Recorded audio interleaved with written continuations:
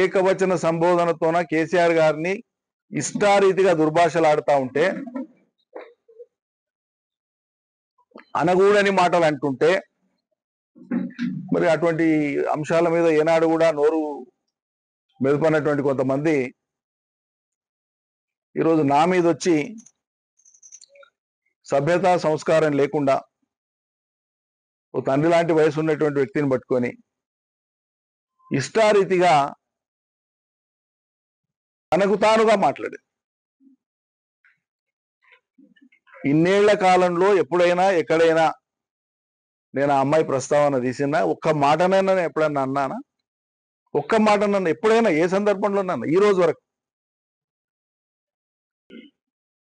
తనకు తానే ఆయన నా గురించి పిచ్చి పిచ్చిగా మాట్లాడుతున్నాడు అని చెప్పి ఊహించుకొని ఉచ్చలేపేస్తా ఇచ్చేలేపేస్తా అని మాట్లాడుతున్నావు. సరే, అది నీ సభ్యత, నీ సంస్కారం. నువ్వు ఎవరి మీద మాట్లాడుతున్నావు, ఏ మాటలు మాట్లాడుతున్నావు లోకం కూడా చూస్తుంది. నేను అనని మాటల్ని అసలు ప్రస్తావనే లేదు. నీ ప్రస్తావన ఏనాడు కూడా మేము చేయలే, అవసరమే లేదు.